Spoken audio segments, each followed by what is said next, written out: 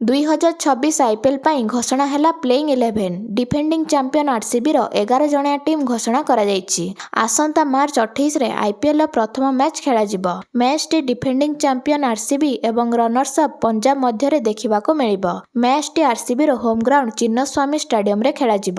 18 ବର୍ଷ ପରେ ଆରସିବି 2025ରେ ରଜତ ପାଟିଦାରଙ୍କ ନେତୃତ୍ୱରେ ଦଳ ପ୍ରଥମ ଆଇପିଏଲ ଟ୍ରଫି ଜିତିଥିଲା, ଯାହାକି ବହୁତ ଭାବବିହ୍ୱଳ ଥିଲା। 2025 ଟାଇଟଲ ବିଜୟ ପରେ ରଜତ ପାଟିଦାର ଦଳର ନେତୃତ୍ୱ ଜାରି ରଖିଛନ୍ତି। ତେବେ ଆରସିବିର ରୋମାଞ୍ଚକର ନିଲାମ କ୍ରୟ ଉପରେ ଆଧାର କରି ଭାରତୀୟ ଖେଳାଳି ଭେଙ୍କଟେଶ ଅୟ୍ୟର ଦଳରେ ଥିବାବେଳେ ବାକି 4 ଜଣ ବିଦେଶୀ ଖେଳାଳି ଅଛନ୍ତି, ଯେଉଁମାନେ ଆଇପିଏଲ 2026ରେ ଆରସିବିର ପ୍ଲେଇଂ 11ରେ ଆରମ୍ଭ କରିବେ। ସେମାନେ ହେଲେ ବ୍ୟାଟର ଫିନ୍ ସଲ୍ଟ, ଘାତକ ପେସ୍ ବୋଲର ଜସ୍ ହେଜେଲଉଡ୍ ଏବଂ ଶକ୍ତିଶାଳୀ ହିଟର ଟିମ୍ ଡେଭିଡ୍ ଓ Romario Shepherd. Phil Salt RCB ପାଇଁ ଶୀର୍ଷରେ ବିରାଟ କୋହଲିଙ୍କ ସହ ନଜର ଆସିବେ। ବିରାଟ କୋହଲି ନିଜକୁ 18 ବର୍ଷ ହେଲା ଆରସିବିକୁ ଦେଇଛନ୍ତି ଏବଂ ଦଳ ସହ ଲୟାଲ ଅଛନ୍ତି। ତାଙ୍କୁ ଅନ୍ୟ ଦଳରୁ ଅଫର ଆସିଥିଲେ ମଧ୍ୟ ସେ ଆରସିବି ପକ୍ଷରୁ ଖେଳିବା ଜାରି ରଖିବେ ଏବଂ ଆରସିବିର ଓପନିଂରେ ନଜର ଆସିବେ। ସେହିପରି ଆରସିବି ଓପନର ଫିନ୍ ସଲ୍ଟ ଜଣେ ଅନୁଭବୀ ଖେଳାଳି, ଯାହା ଓପନିଂ ପାଇଁ ତାଙ୍କୁ ଆଗୁଆ କରିଥାଏ। ଅନ୍ୟପଟେ ଜାକବ ବେଥେଲଙ୍କ ତଗଡ଼ା ଫର୍ମ ତାଙ୍କୁ ଦଳରେ ଅଣଦେଖା କରିବାଟା ଅସମ୍ଭବ।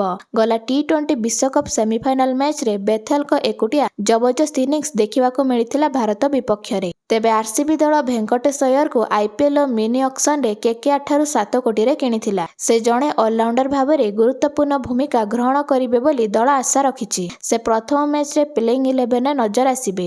ବାକି ପ୍ଲେଇଂ 11ରେ କୃଣାଲ ପାଣ୍ଡ୍ୟା ଅଛନ୍ତି। ସେ 2025ରେ ଆରସିବିରେ ଚମତ୍କାର ଡେବ୍ୟୁ କରିଥିଲେ। ଟାଇଟଲ ଜିତିବା ଅଭିଯାନରେ ତାଙ୍କର ଗୁରୁତ୍ୱପୂର୍ଣ୍ଣ ଭୂମିକା ରହିଥିଲା। ସେ ଆରସିବିର ପ୍ରମୁଖ ସ୍ପିନର ଅଟନ୍ତି, ଯିଏକି ମିଡଲ ଓ ଡେଥ୍ ଓଭର ବୋଲିଂ କରି ନିଜ ଦଳକୁ ଜିତାଇବାରେ ଯୋଗଦାନ ଦେଇଛନ୍ତି। ତାଙ୍କୁ 2025 ଫାଇନାଲରେ ପ୍ଲେୟର ଅଫ୍ ଦ ମ୍ୟାଚ୍ ଭାବେ ଘୋଷଣା କରାଯାଇଥିଲା। ହିଟର ରୋମାରିଓ ସେଫର୍ଡ ଆରସିବି ପାଇଁ ଜଣେ ଗୁରୁତ୍ୱପୂର୍ଣ୍ଣ ଫିନିଶର, ଯିଏକି ମାତ୍ର 14 ବଲରେ ସିଏସ୍କେ ବିପକ୍ଷରେ 53 ରନ୍ କରି ଆଇପିଏଲ ଇତିହାସରେ ଦ୍ୱିତୀୟ ଦ୍ରୁତତମ ଅର୍ଦ୍ଧଶତକ ହାସଲ କରିଥିଲେ ଏବଂ ଆରସିବିକୁ 213ରେ ପହଞ୍ଚାଇ ଗୁରୁତ୍ୱପୂର୍ଣ୍ଣ ବିଜୟ ହାସଲ କରିବାରେ ସାହାଯ୍ୟ କରିଥିଲେ। ବାକି ଦଳରେ wicket keeper batsman Jitesh Sharma, fast bowler Bhubaneswar Kumar ଏବଂ ୟଶ ଦୟାଲ ଅଛନ୍ତି। 2025ରେ ଆରସିବି ଦଳରେ 8ଟି ଖେଳାଳି ଯୋଗ ଏବଂ ପରିବର୍ତ୍ତନ କରାଯାଇଛି। ତେବେ ଦଳରେ batter Jordan Cox, allrounder batsman Venkatesh Iyer, Satvik Deswal, Mangesh Yadav, Vihan Malhotra, Vicky Ostwal ଏବଂ କନିଷ୍କ ଚୌହାନ ଅଛନ୍ତି। ସେହିପରି ଦ୍ରୁତ ବୋଲିଂ ବିଭାଗକୁ ସୁଦୃଢ଼ କରିବା ପାଇଁ